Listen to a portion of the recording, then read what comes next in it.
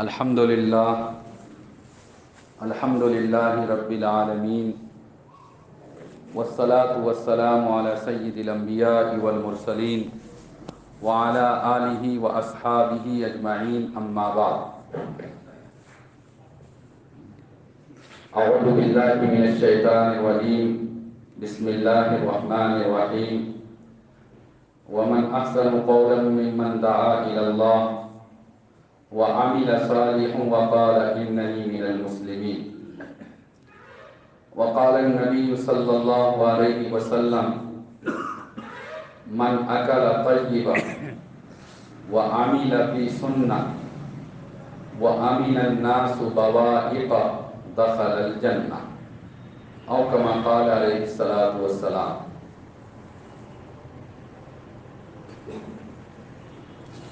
اللهم صل على سيدنا ومولانا محمد وعلى آله وأصحابه وبارك وسلم.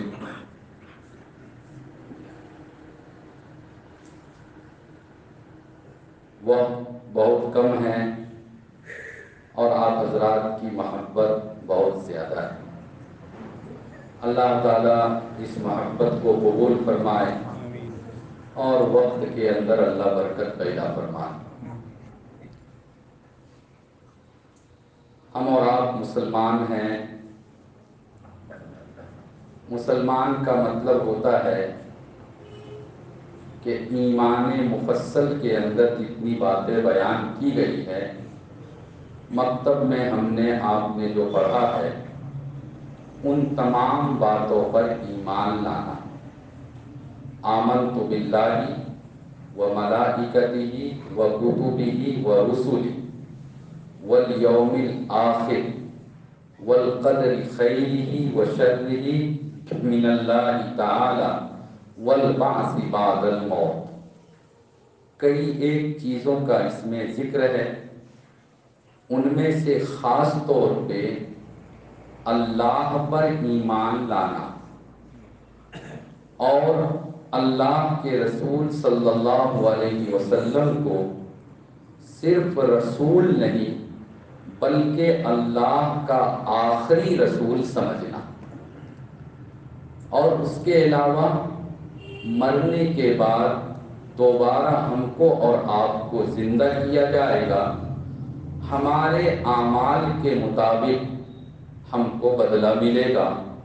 اسی کا نام ہے والبعث بعد الموت، مرنے کے بعد دوبارہ زندہ کیا جانا. جتنے مسلمان ہیں، مرد عورت بچہ بوڑھا جوان، حتیٰ کہ اگر کوئی پاپی سے مہا پاپی بھی ہو، وہ بھی چاہے وہ گناہ میں لپت ہو، ملوث ہو، مبتلا ہو، لیکن اس کی یہ آرزو اور خواہش ہوتی ہے کہ اللہ دنیا تو جیسے دکھ سکھ میں گزر جائے گی، زندگی گزر جائے گی، لیکن اللہ مرنے کے بعد آپ مایا کیجیے گا، محبت کیجیے گا اور جنت کے چاہے کونے ہی میں کیوں نہ ہو کہیں چھوٹی سی جگہ دے دیجیے گا. ہم مسلمان کی پہلی اور آخری خواہش یہی ہوتی ہے کہ مرنے کے بعد اللہ تعالیٰ جنت عطا کرے. جنت پانے کے لیے اللہ کو راضی کیا جاتا ہے. اللہ کو راضی کرنے کے لیے ہم اور آپ یہ نماز، یہ روزے، یہ دعوت و تبلیغ، یہ قرآن کی تلاوت یا اس طرح سے دینی باتوں کو سننے کے لیے ایک جگہ جمع ہونا، ان تمام کا مقصد ہی ہوتا ہے کہ کسی طرح ہمارے ان اعمال سے، افعال سے، ان کاموں سے اللہ راضی ہو جائے اور ہمارے لیے جنت کا اللہ فیصلہ کر دے. یہ حضرات ہمارے 11 ساتھی الحمدللہ جماعت میں 40 دن کی جماعت میں نکلے ہوئے ہیں. جماعت کا سب سے پہلا اور سب سے آخری بنیادی مقصد ہی یہی ہے کہ اللہ کو ہم راضی کر لیں، اللہ ہم سے راضی ہو جائے، ہماری زندگی ان راستوں پر گزرنے لگے جن راستوں سے اللہ خوش ہوتا ہے۔ میں نے آپ حضرات کے سامنے ایک حدیث پڑھی ہے۔ حدیث کے اندر اللہ کے رسول صلی اللہ علیہ وسلم نے 3 باتیں بیان کی ہے، اور اس کے بعد یہ فرمایا کہ جو مسلمان بھی ان 3 باتوں پر عمل کرے گا وہ یقیناً بلا شک و شبہ 100% وہ جنت میں جائے گا۔ اب یہ جو 3 کام ہے اور 3 بات ہے ہم آپ کے سامنے بیان کریں گے۔ آپ کے دل میں کبھی یہ خیال آئے گا کہ کیا ایسا بھی ہو سکتا ہے کہ یہ چھوٹا چھوٹا 3 کام کر لیں اور جنت میں چلے جائیں؟ کبھی ہماری اور آپ کی سوچ، ہمارا اور آپ کا دل و دماغ تو چھوٹا ہے، برتن چھوٹا ہے، اسی حساب سے ہم اور آپ سوچتے ہیں۔ محمود غزنوی ہندوستان کا ایک بہت انصاف کرنے والا بادشاہ گزرا۔ ایک غریب آدمی ان کے زمانے میں بیمار پڑ گیا تھا۔ ڈاکٹر نے جو کچھ علاج ہو سکتا تھا، میڈیسن ہو سکتا تھا، سب کا انتظام کیا، لیکن کہا کہ یہ ساری دوائیاں اس وقت فائدہ دیں گی جب ان دوائیوں کے ساتھ ہنی یعنی شہد کا، مدھو کا انتظام ہو جائے۔ غریب آدمی تھا، تلاش کیا، نہیں ملا۔ کسی نے کہا بادشاہ کے یہاں چلے جاؤ، محمود غزنوی کے یہاں، وہاں تم کو مل جائے گا۔ وہ گیا، جا کر ایک پرچی لکھا کہ بادشاہ سلامت مجھے شہد کی ضرورت ہے۔ بادشاہ کا خادم ایاز، مشہور اللہ کے رسول صلی اللہ علیہ وسلم کے خاندان کا وہ انسان تھا، انہوں نے اس خادم نے اس غریب کی وہ پرچی بادشاہ کے پاس پہنچا دی۔ 100 گرام 200 گرام شہد مل جاتا، کام ہو جاتا۔ بادشاہ نے اپنے خادم سے کہا کہ میرے کمرے میں 3 ڈرام کے اندر شہد رکھا ہوا ہے، 3 ڈرام کے اندر شہد رکھا ہوا ہے، یہ سارا شہد اس غریب کو لے جا کر دے دو۔ ایاز نے کہا کہ بادشاہ سلامت اس بیچارے کا کام تو 100-200 گرام دے دینے سے نکل جائے گا، یہ 3 ڈرام آپ کیوں دے رہے ہیں؟ اب بادشاہ کا جواب سنیے، اپنی سوچ کو سمجھیے اور اللہ کے دینے کے انداز کو بھی سمجھیے۔ بادشاہ نے کہا کہ وہ غریب ہے، اس نے اپنے حساب سے ہم سے سوال کیا، اور ہم بادشاہ ہیں، ہم اس کو اپنے حساب سے دے رہے ہیں۔ یہی حال ہمارا ہے، ہم چھوٹے انسان ہیں، چھوٹی سوچ ہے، زیادہ سے زیادہ بلین ٹریلین یہی سوچ سکتے ہیں، اور کتنا سوچ سکتے ہیں۔ اور اللہ تو پوری دنیا کا بادشاہ ہے، بادشاہوں کا بادشاہ، احکم الحاکمین ہے۔ ہم مانگیں گے اللہ 10-20 کروڑ 100-200 ہزار کروڑ دے دیجئے، اللہ تو لاکھ لاکھ کروڑ کروڑ، اور جتنا ہم گن نہیں سکتے ہیں اللہ اتنا دے سکتا ہے، اور اللہ دیتا بھی ہے۔ چنانچہ ایک روایت میں آیا، ابو داؤد شریف کی روایت ہے، اللہ کے رسول صلی اللہ علیہ وسلم نے فرمایا کہ 2 چھوٹا چھوٹا کام ہے، خصلتان لا یوافق علیہما عبد مؤمن الا دخل الجنہ ہما یسیر ومن یعمل بہما قلیل۔ 2 بالکل چھوٹا کام ہے، جو مسلمان یہ 2 کام کرے گا یقیناً وہ جنت میں جائے گا۔ صحابہ کرام نے عرض کیا کہ اللہ کے رسول وہ کام کیا ہے؟ آپ صلی اللہ علیہ وسلم نے فرمایا 5 وقت کی نماز پڑھتے ہو، سلام پھیر لینے کے بعد 10 مرتبہ سبحان اللہ، 10 مرتبہ الحمدللہ، 10 مرتبہ اللہ اکبر پڑھ لیا کرو۔ عصر اور فجر ہم اور آپ یہ تسبیح تو پڑھتے ہیں، ظہر، مغرب اور عشاء کبھی دل میں خیال بھی نہیں آتا ہے کہ یہ پڑھنا چاہیے، وقت نہیں ملتا ہے، ٹائم کی کمی ہوتی ہے، نماز پڑھتے ہیں، سنت پڑھا تو پڑھا، نہیں تو جلدی مسجد سے نکل جاتے ہیں۔ اللہ کے رسول صلی اللہ علیہ وسلم نے فرمایا کہ اگر ایک آدمی ایک وقت میں 10 مرتبہ پڑھے گا تو 30 ہوگا۔ 5 وقت کی نماز ہے، 5 وقت میں یہ 150 ہو جائے گا۔ پھر آپ نے فرمایا ہیا 150 باللسان، زبان سے کہنے میں تو 150 ہے، لیکن قیامت کے دن جب عمل کو وزن کیا جائے گا تو پورا 1500 کا ثواب ملے گا، 10 گنا زیادہ۔ اب روزانہ پڑھنا ہے، پڑھتے رہیں گے، جنت میں جانا آسان ہو جائے گا۔ دوسرا عمل بتلایا کہ جب سونے کے لیے جاتے ہو، سونے سے پہلے فیس بک، واٹس ایپ اور ٹویٹر اور کیا کیا انسٹاگرام، یہ سب چیک کر کے مت سو، جو کرنا ہے پہلے کر لو۔ جب سونے لگو تو 33 مرتبہ سبحان اللہ، 33 مرتبہ الحمدللہ اور 34 مرتبہ اللہ اکبر، یہ پڑھو گے 100 ہوگا۔ قیامت کے دن جب وزن کیا جائے گا 100 نہیں، پورا 1000 کا ثواب ملے گا۔ یہ دو جو تو کام بتلایا، یہ دونوں کام آسان ہیں یا مشکل ہیں؟ آسان ہے نا؟ کر سکتا ہے، سب کر سکتے ہیں نا؟ 10 مرتبہ سبحان اللہ، 10 مرتبہ الحمدللہ، 10 مرتبہ اللہ اکبر ہر نماز کے بعد، اور رات میں سونے سے پہلے 33 اور 34 مرتبہ پڑھنا ہے۔ لیکن یہاں ایک مسئلہ سمجھ لیجئے، جس نماز کے بعد سنت مؤکدہ ہے، جیسے ظہر ہے، مغرب ہے، عشاء ہے، فرض نماز کمپلیٹ کر کے دعا مانگنا ہے مانگیے، نہیں مانگنا ہے مت مانگیے، جو بھی کرنا ہے، لیکن سنت مؤکدہ جلدی پڑھیے۔ اس کے بعد پھر آپ تسبیح جتنا پڑھنا ہے پڑھیے، یہ خیال رکھیے گا۔ اللہ کے رسول صلی اللہ علیہ وسلم نے جب یہ حدیث بیان کی تو یہ کہا کہ یہ دونوں عمل بالکل آسان ہیں، لیکن عمل کرنے والے مسلمان کی تعداد بہت کم ہے۔ صحابہ نے کہا کہ اللہ کے رسول، آپ یہ کیسے کہہ رہے ہیں کہ عمل کرنے والے کم ہیں؟ آج سے 1450 سال پہلے آپ صلی اللہ علیہ وسلم نے ہم لوگوں کے مزاج کو شاید پہچان لیا تھا اور کہا کہ دیکھو، جب نماز کمپلیٹ ہو جاتی ہے تو اب تک شیطان تھوڑا دور تھا، نماز کمپلیٹ ہو گئی، شیطان آ کر حاضر ہو جاتا ہے اور مصلی کو، نماز پڑھنے والے کو، اس کا کوئی ضروری کام آ کر یاد دلاتا ہے کہ تم دکان کا شٹر لگا کر نہیں آئے ہو، تم ایک کسٹمر کو کھڑا کر کے آئے ہو، تم اپنے کیش کے اندر کیش باکس کو لاک کر کے نہیں آئے ہو۔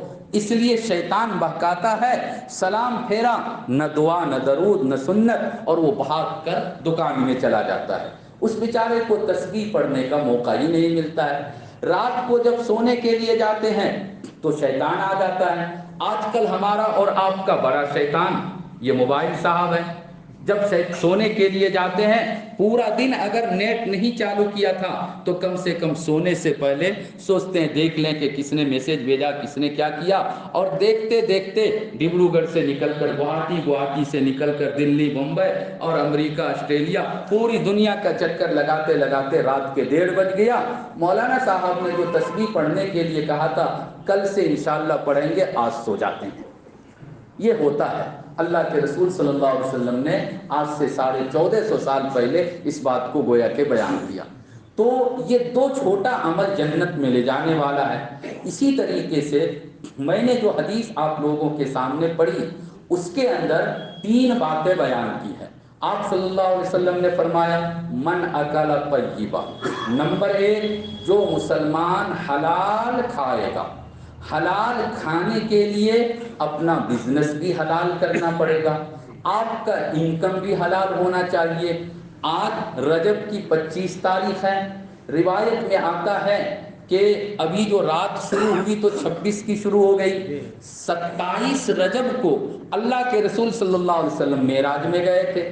میں نے معراج کا واقعہ آج گرام بازار میں بیان کیا، اس لیے ابھی تفصیل میں جانے کا وقت نہیں۔ جب آپ صلی اللہ علیہ وسلم معراج میں گئے تو راستے میں کچھ چیزیں بھی آپ نے دیکھی۔ ان میں سے یہ بھی دیکھا تھا کہ کچھ لوگ ہیں اور اس کا جو پیٹ ہے وہ ایک بڑے ہال کے طرح بہت بڑا پیٹ ہے، 15 بائی 15، 20 بائی 20 کا ہال، جیسے ہم لوگ کمرے میں اپنے گھر میں بناتے ہیں، اتنا بڑا پیٹ ہے، اور اس پیٹ کے اندر بہت بڑا بڑا سانپ اس میں گھوم رہا ہے اور باہر سے نظر آ رہا ہے۔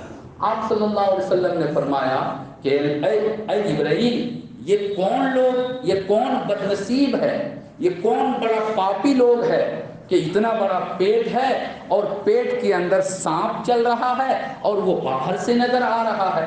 حضرت جبرائیل علیہ السلام نے کہا اے اللہ کے رسول صلی اللہ علیہ وسلم، یہ وہ لوگ ہیں جو دنیا میں سود لیا کرتے تھے، انٹریسٹ لیا کرتے تھے، سود کھایا کرتے تھے، سود کا کاروبار کرتے تھے۔ تو من اکل طیبا، سود حرام ہے۔ اگر ہم اور آپ انٹریسٹ میں ملوث ہے، سود میں ملوث ہے، تو جنت میں جانا اللہ ہی اگر رحم کرے جنت میں جائیں گے انشاءاللہ، لیکن شاید بالکل شروع میں ڈائریکٹ ہم جنت میں چلے جائیں، ہو سکتا ہے یہ مشکل ہو جائے۔ لہذا پہلا کام جو ہم کو اور آپ کو جنت میں جانے کی گارنٹی دیتا ہے وہ ہے رزق حلال، حلال رزق، حلال انکم، حلال کاروبار کیجئے۔ حلال کاروبار کریں گے اللہ آپ کے کاروبار میں برکت بھی دے گا۔ کبھی کبھی آدمی یہ سوچتا ہے کہ اگر ہم صحیح طریقے سے کاروبار کریں گے، پتہ نہیں ہمارا کاروبار چلے گا یا نہیں چلے گا۔ فراڈ کا زمانہ ہے، 420 کا زمانہ ہے، اور دھوکہ دھڑی کا زمانہ ہے۔ ایسے حالات میں، ایسے ماحول میں سچ بول کر امانت داری کے ساتھ ہم کیسے بزنس کر سکتے ہیں؟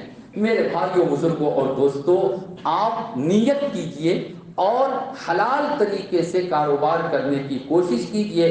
اللہ تعالیٰ آپ کے کاروبار میں یقیناً برکت دے گا۔ ہو سکتا ہے مہینہ دو مہینہ آپ کو پریشانی ہو، لوگوں کو جب معلوم ہو جائے گا کہ یہ آدمی مال صحیح دیتا ہے، جو مال ہوتا ہے اس کی صحیح حقیقت کو بیان کرتا ہے، یقیناً آپ کا کاروبار کچھ دنوں کے بعد چمکے گا اور گاڑی بلکہ یہ فلائٹ کی طرح تیز دوڑنے لگے گا، اور جتنا آپ سوچ نہیں سکتے اس سے زیادہ آپ کے کاروبار میں فائدہ ہوگا۔ ایک بزنس مین، ایک تاجر کو خاص طور پہ دو باتوں کا لحاظ کرنا ضروری ہے۔ ترمذی شریف کی روایت ہے، آپ صلی اللہ علیہ وسلم نے فرمایا التاجر الصدوق الامین، جو بزنس مین ہے اگر وہ دو بات کا خیال کر لے، نمبر ایک کاروبار کرے سچ بول کر، جھوٹ نہ بولے، نمبر دو امانت داری کے ساتھ کاروبار کرے، خیانت نہ کرے، اگر یہ دو بات کا لحاظ کر لے اس کا بزنس حلال ہوگا، انکم حلال ہوگا، اور پھر مرنے کے بعد مع النبیین والصدیقین والصالحین، نبیوں کو جو جنت ملے گی، صدیق کو، نیک لوگوں کو جو جنت ملے گی، ڈبرو گڑھ کے بزنس کرنے والے ایک عام مسلمان کو بھی وہی جنت مل جائے گی۔ شرط یہ ہے کہ بزنس میں سچ بولنے کا اہتمام کیا جائے، امانت داری کا لحاظ کیا جائے۔ تو من اکل طیبا نمبر ایک۔ نمبر دو وعمل فی سنتی، ہم اور آپ مسلمان ہیں، نبی پاک صلی اللہ علیہ وسلم کے ساتھ ہماری اور آپ کی جتنی محبت ہے، دنیا میں کوئی قوم اپنے گرو، اپنے مہاپروش، اپنے دور اور اپنے نبی سے اتنی کسی کو محبت نہیں ہوئی۔ کسی نے اپنے نبی سے اتنی محبت نہیں کی جتنی محبت مسلمانوں کو آج بھی اپنے نبی سے ہے، اور انشاءاللہ قیامت تک مسلمان اپنے نبی سے محبت کرتے رہیں گے۔ اس سلسلے میں کہیں پر کوئی کمپرمائز نہیں ہو سکتا۔ ہمارے نبی کی شان میں کوئی گستاخی کرے ہم جان دے دیں گے، لیکن نبی کی گستاخی کو آج بھی کوئی مسلمان برداشت نہیں کر سکتا۔ ابھی آج سے 6-7 مہینہ پہلے جو گھٹنا ہوا تھا، اور نبی کی شان میں کسی عورت نے ہمارے یہاں، آپ کے یہاں گستاخی کی تھی، اس کو دہرانے کی ضرورت نہیں۔ اس موقع پر رانچی کے اندر ایک نوجوان لڑکا شہید ہو گیا تھا۔ ایک لڑکا تھا، ماں نے کیا کہا تھا؟ ماں ہے، عورت ہے، لیکن اس نے یہ کہا کہ مجھے اپنے بچے کی موت پر اور شہادت پر فخر ہے کہ میرے بچے نے نبی کے نام پر اپنی جان دی ہے، لہذا اسلام زندہ تھا، زندہ ہے، زندہ رہے گا۔ ایک عورت کو نبی سے اتنی محبت ہے۔ نبی سے محبت کیسے مضبوط ہوتی ہے؟ یہ مضبوط ہوتی ہے آپ صلی اللہ علیہ وسلم کی سنت پر عمل کرنے سے۔ سنت پر عمل کرنے کا جذبہ کہاں پیدا ہوتا ہے؟ سنت پر عمل کرنے کا جذبہ پیدا ہوتا ہے عام طور پر دعوت اور تبلیغ میں نکل جانے سے، یا کسی بڑے بزرگ کی خانقاہ میں وقت گزارنے سے۔ کسی اللہ والے کے ساتھ آپ رہیں گے، ان کی صحبت میں بیٹھیں گے، ایک ایک سنت پر عمل کرنے کا شوق اور جذبہ پیدا ہوگا، اور دعوت اور تبلیغ میں نکل کر چلے جائیے، انشاءاللہ ایک ایک سنت پر عمل کرنے کا شوق اور جذبہ پیدا ہوگا۔ تو دوسرا کام ہے جنت میں لے جانے والا، وَعَمِلَ فِي سُنَّتِي، کہ نبی کی ایک ایک سنت پر جو عمل کرتا ہو۔ ہم اور آپ سنت پر عمل کریں یہ کہہ کر کہ یہ ہمارے پیارے آقا محمد صلی اللہ علیہ وسلم کی سنت ہے، انہوں نے اس کام کو کیا تھا اس لیے ہم کرتے ہیں، یہ ہمارا اور آپ کا سوچنے کا انداز ہونا چاہیے۔ لیکن آج مسلمان کیا کہتا ہے؟ مسلمان یہ کہتا ہے ارے یہ سنت ہی تو ہے، اگر نہیں کریں گے تو کیا ہو جائے گا، ایک سنت کو چھوڑ دیں گے تو کیا ہو جائے گا۔ نہیں، سنت کو چھوڑیے مت، بلکہ سنت کو اپنائیے یہ کہہ کر نہیں نہیں میں سنت کو نہیں چھوڑ سکتا، یہ ہمارے نبی کی سنت ہے، اور نبی پاک صلی اللہ علیہ وسلم نے اپنی امت کے ایک ایک فرد کو جنت میں لے جانے کا اللہ سے وعدہ کرایا ہے۔ جس نبی نے میرے لیے اللہ سے سفارش کی، مجھ کو جنت میں پہنچانے کے لیے اللہ سے سفارش کرائی، ہم اس نبی کی سنت کو کیوں چھوڑیں؟ تو ایک ایک سنت پر عمل کیا جائے۔ نمبر 3، وَأَمِنَ النَّاسُ بَوَائِقَهُ، تیسرا کام، لوگ آپ کی تکلیف سے محفوظ رہے۔ مسلمان کسی کو کوئی تکلیف نہ دے، یہ نہیں کہا کہ مسلمان کو تکلیف نہ دے، بلکہ حدیث میں آیا وَأَمِنَ النَّاسِ، ناس کے معنی ہے لوگ، اور لوگ میں مسلمان بھی ہیں، غیر مسلم، ہندو، عیسائی، سب لوگ میں داخل ہے۔ لہذا ہماری ذات سے، ہمارے کسی کام سے، ہماری کسی حرکت سے، ہماری کسی اخلاق عادت سے کسی کو تکلیف نہ پہنچے۔ اگر ہم اور آپ اپنی ذات کو اتنا اچھا بنا لیں گے تو یقیناً ہم کو اور آپ کو بلا حساب و کتاب جنت مل جائے گی۔ میرے بھائیوں، یہ کہنا تو بہت آسان ہے لیکن کرنا بہت مشکل ہے۔ ہم اور آپ کہاں کہاں مسٹیک کرتے ہیں؟ ہم اور آپ بہت ساری جگہوں پر جانے انجانے دوسروں کو تکلیف پہنچا دیتے ہیں۔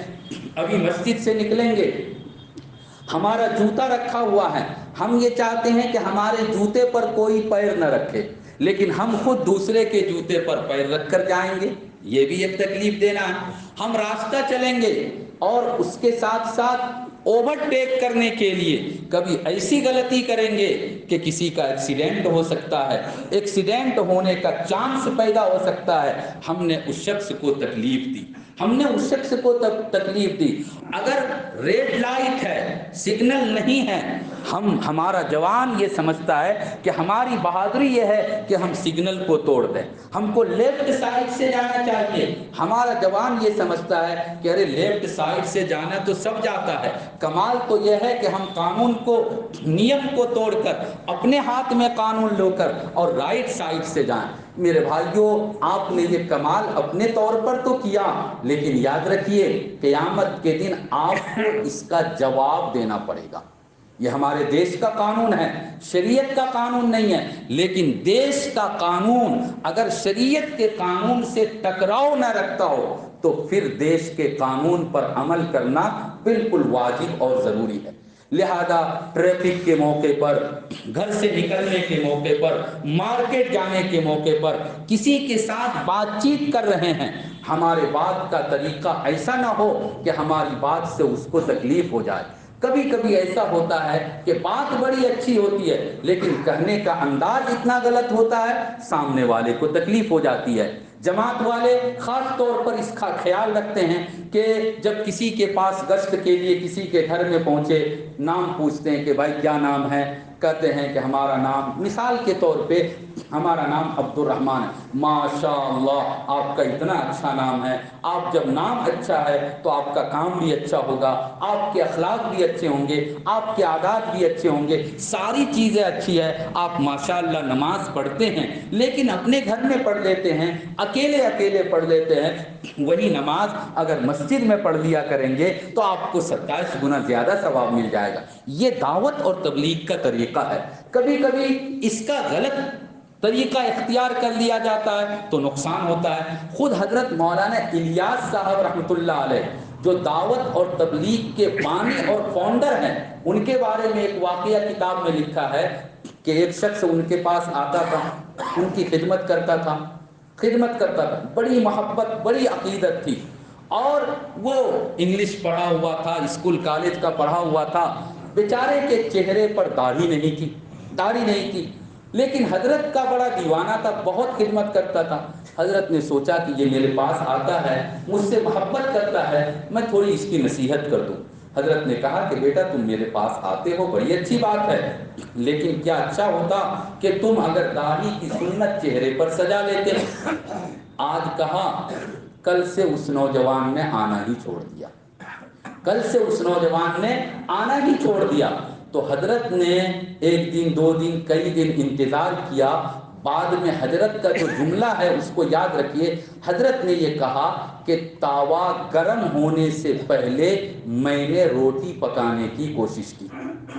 جو لوگ روٹی پکاتے ہیں، جن کے گھر میں روٹی بنتی ہے، وہ جانتے ہیں کہ روٹی اچھی اس وقت بنے گی جب جس توا پر، جس برتن پر روٹی پکایا جاتا ہے وہ بالکل ہیٹ ہو گیا ہو، گرم ہو گیا ہے، تب اس پر روٹی رکھیے تو روٹی اچھی بنے گی۔